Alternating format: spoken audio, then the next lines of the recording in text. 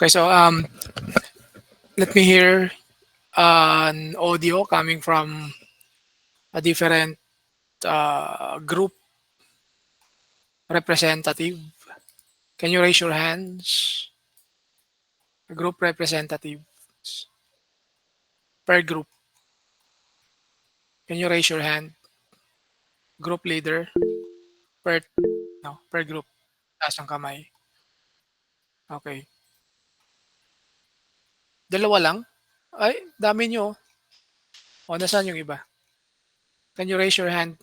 Huwag nyo munang huwag nyo munang i-lower. Tingnan muna natin. Okay.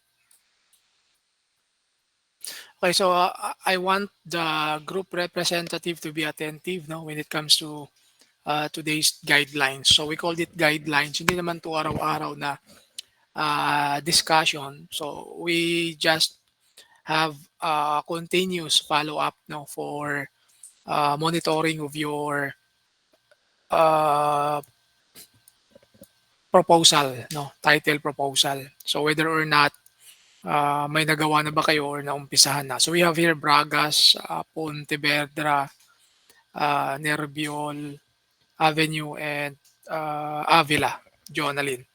Okay, so especially for the group representative, uh, please pay attention of what is being posted. So we have here third guideline.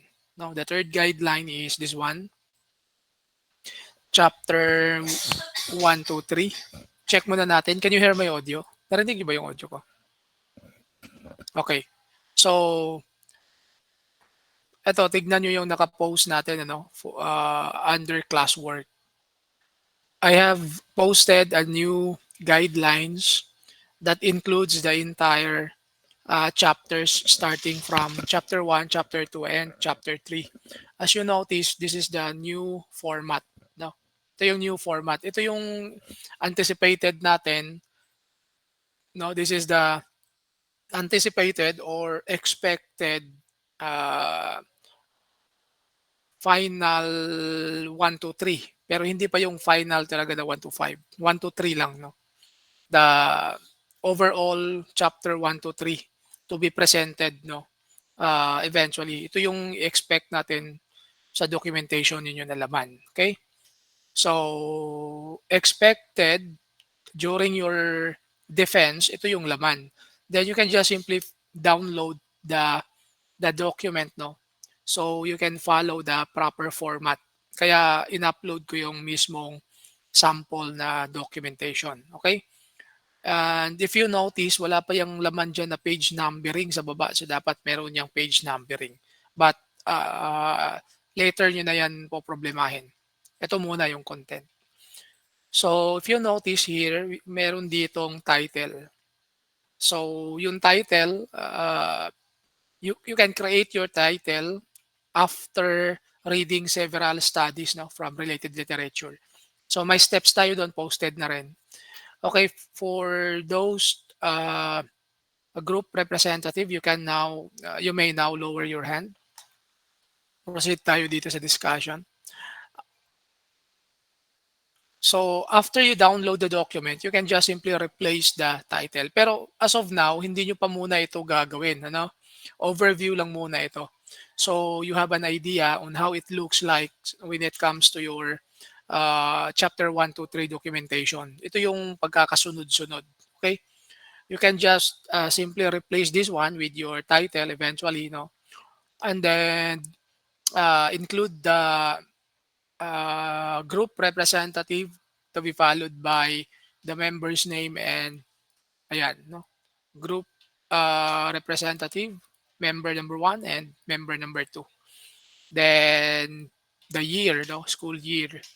Then dito yung table of contents. So expected, no, in your chapter 1 that you have introduction, no? Ito yung mga ini-expect natin na laman. In chapter 1, you have your introduction to be followed by that introduction is composed of the first one is the background of the study. then to be followed by the statement of the problem, and then the objective of the study, significance of the study, and the scope of limitation. Ang technique dito, what you have in your title proposal sample, 'di ba? Kung titignan nyo, meron kayo ditong guideline number 2 ito. 'Di ba ito yung title proposal? Kumpletuhin niyo muna itong title proposal. Ito yung technique. 'Pag naayos niyo na itong title proposal, copy paste niyo na lang yung introduction, ka-copy paste niyo na lang yung title, then objective, no? Then background of the study, ito yun, background and context. Lipat nyo lang to doon sa background of the study, no? Then the problems you've mentioned in your introduction, lipat nyo lang doon sa statement of the problem. Tapos yung buong introduction, lipat nyo introduction. Okay, balik tayo dito sa expected natin na magiging itsura. Number 3 guidelines. So ito yung third guideline, ano? Balikan natin. Title. So sa content, background of the study, statement of the problem, objective of the study, significance, and then scope and limitations.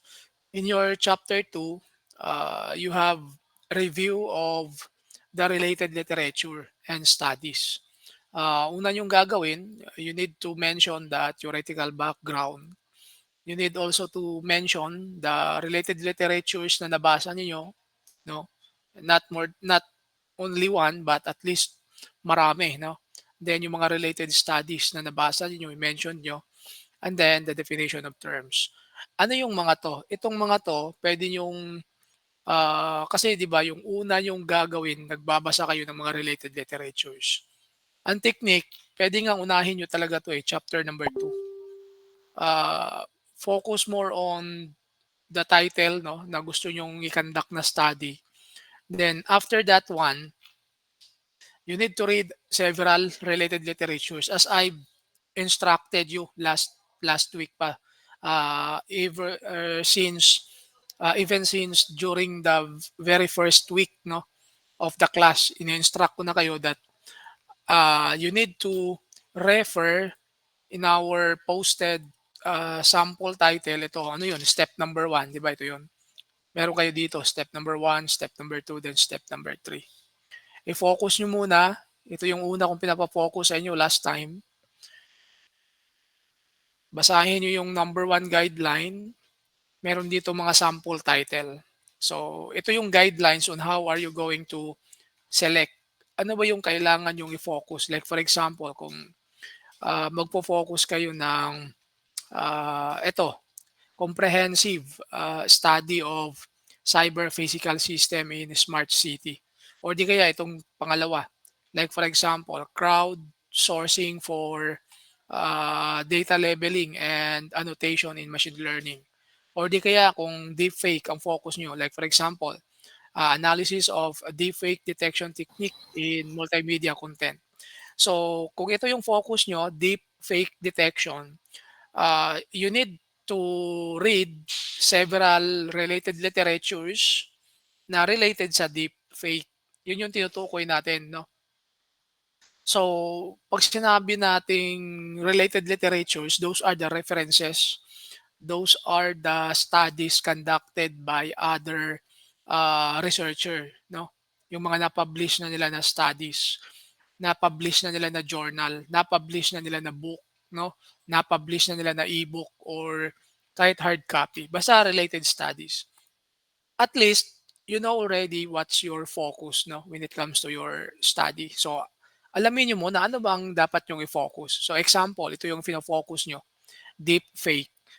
What's the next step? Next step is to look for related literatures. Damihan nyo, okay? Mas marami. And then at least yung year of study, at least uh, starting 2024, then 3 years backward. So kung 24 yon, 24, 23, 22, 22, 23, 24, 22. Include nyo na yung 21, 21, 22, 23. 24. O yan, 4 years backward. 21, 22, 23, 24. Puwede na lang kayong kumuha ng mas luma pa, like for example, hindi sakop do'n sa 4 years pabalik, medyo malayo pa talaga. That is acceptable if and only if there is no other studies existed during this time related do'n sa focus study ninyo. Example, lahat ng na-publish ay wala pa talagang related studies no'n o, na sa year na ito. Aba, how can you verify and validate na wala nga talaga? You can use the AI tool 'no, to ask for the latest studies about that particular focus. So, lahat ng data sa Google up to particular year nako-consolidate na ni AI iyon, okay. So, puwede niyo ngang itanong, eh, ano yung, do you have, related studies serves as references, 4 years back starting 2024? O 'pag tinanong niyo kay AI yon, bibigyan kayo ngayon ng list ng mga related studies na yon.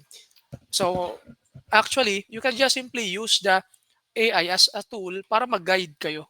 Hindi yung manual niyo pang ise-search, sa Google. Abutin kayo ng ano dun, abutin kayo ng midterm or finals, wala pa kayong nabasang mga related literatures. Did you follow, class? So, first step, eto last time na na-post na natin 'to, 'di ba? Ito yung mga title para may idea kayo, how are you going to formulate your title? Ganitong ganito yung mga title dapat ninyo. But it doesn't mean na kopyahin niyo ito. Baka mamaya kopyahin niyo lang din 'to tapos ito yung ipo-propose niyo. Hindi puwede 'yun, 'no?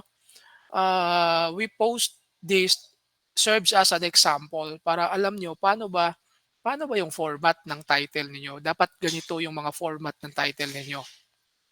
Second Secondly is another purpose of posting this title is para magka-idea kayo what are those possible focus of your study. Puwede kayong tumingin dito, ano ba yung puwede niyong i-focus dito? Magfo-focus ba kami sa quantum cryptography? Magfo-focus ba kami sa deep reinforcement learning? Ayan. Or magfo-focus ba kami sa, comparative study of, federated learning techniques o for privacy, preserving using machine learning? Or magfo-focus ba kami sa, ah, IoT solution? So, nandito na 'yun 'no, ayan, oh, 'di ba? Maraming mga example dito.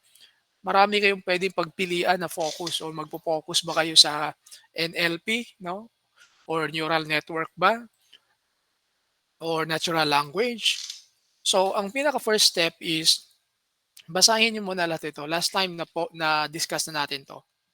Hanap muna kayo ng focus after you select the main focus of your study. Anong kasunod na gagawin? Read a lot of related literatures. Yun yung step number 1, 'di ba? Then pina-assignment ko pa nga 'yan and I told you to check, to have our checking within this week, 'di ba? Week number 5. So, 'pag tinignan natin dito sa notes, ayan, andito 'yon sa notes. 'Di ba naka-select na kayo ng focus. 'Pag nagbasa na kayo ng related literature, ito ang gagawin niyo. 'Pag nagbasa na kayo ng related literature, buksan niyo yung notes. Ano ba yung hahanapin niyo sa related literature? Ito, you need you need to mention what the study is all about, okay?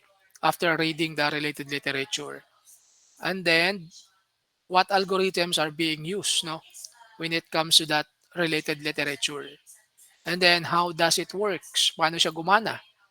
And then what are the problems the study is trying to solve? So ano yung mga sinosolve nila?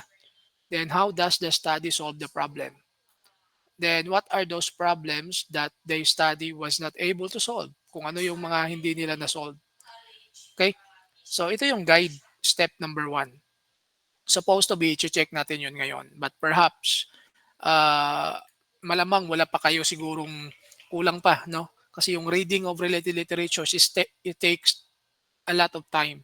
So bigyan ko pa rin kayo ng extended until next week. So magbasa pa kayo ng magbasa ng magbasa, okay? And then ito yung hahanapin nyo, ito. So once nakuha nyo na yung mga meaning ng study na nabasa nyo, you need to mention now what are those algorithms being used. Hindi nyo study to ha, study yan ng other researchers. Okay? Ibig sabihin, wala pa kayong sariling study dyan. Nagbabasa pa lang kayo ng study uh, published by other researchers or other team. Nakuha? Ngayon, don't forget to collect the reference informations or even the metadata. So, sino yung author, kailan na-publish, ba? May ganon. So, huwag niyong kalimutan yon in IEE format. Okay? So, ang next one, pag may mga nabasa na kayo related literatures, tsaka nyo na proceed dito sa step number 2. Kompletuhin nyo na ito. Itong step number 2. Itong title proposal. Did you follow, class?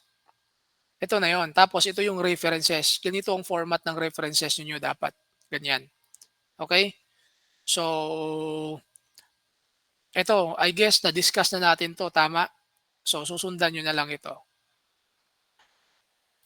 So, ayan. So, by next week, tuloy na natin yung checking ng ito, step number 2. And then, I already posted the guidelines for ito yung buong expected natin na documentation ninyo.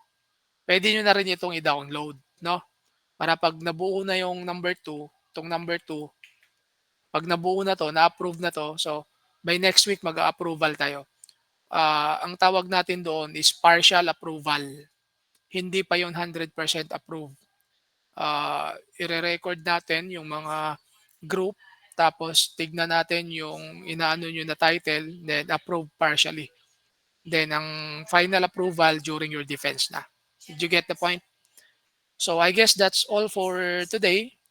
You need to use the remaining time to continue doing the reading of the related literatures. Download these 3 guidelines, 1, 2, 3, and then use our remaining time. Okay? So for that, thank you for joining. Then do your work. Expect to have your output by next week to be checked. We are going to check that group by group. Okay? So thank you for joining. Have a nice day and see you next week. Yes, Bragas. Sir, next week po ba, yung sa titles po namin, dapat naka-document na po? Ang i-check natin itong number 2. Ito, kita nyo yung number 2? Ito. Okay po. Dito yan. Kailangan nakaganto na.